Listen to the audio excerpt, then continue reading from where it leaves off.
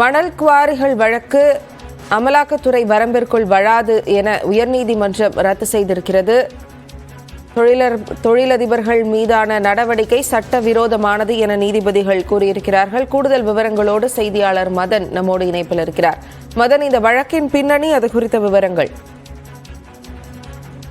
தமிழகத்தில் உள்ள மணல் குவாரிகளில் அரசு நிர்ணயித்த அளவை விட கூடுதலாக மணல் அள்ளி விற்பனை செய்ததாகவும் அதன் மூலம் கிடைத்த அந்த வருமானத்தை சட்டவிரோதமாக பரிமாற்றம் செய்ததாக கூறி கடந்த ஆண்டு புதுக்கோட்டை மாவட்டத்தை சேர்ந்த தொழிலதிபர் ராமச்சந்திரன், திண்டுக்கல் ரத்தினம், அவருடைய உறவினர்கள் மற்றும் ஓய்வு பெற்ற பொறியாளர்கள் உள்ளிட்டோருடைய இடங்களில், அதாவது மொத்தம் தமிழகத்தில் 34 இடங்களில் அமலாக்கத்துறையினர் சோதனை நடத்தினார்கள்.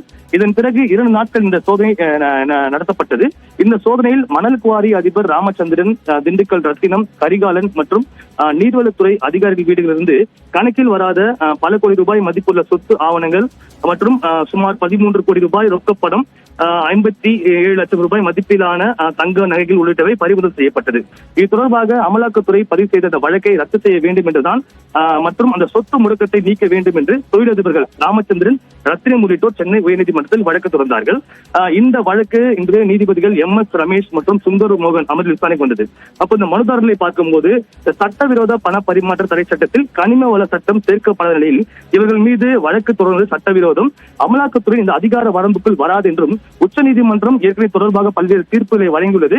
எனவே இந்த ஒரு நடவடிக்கை உச்சநீதிமன்ற தீர்ப்பில் எதிரானது என்று ஒரு வாதம் எடுத்து வைக்கப்பட்டது.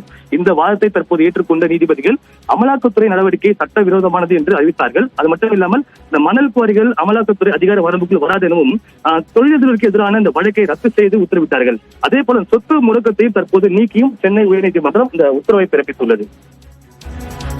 விவரங்களை வழங்கியதற்கு நன்றி மதன்.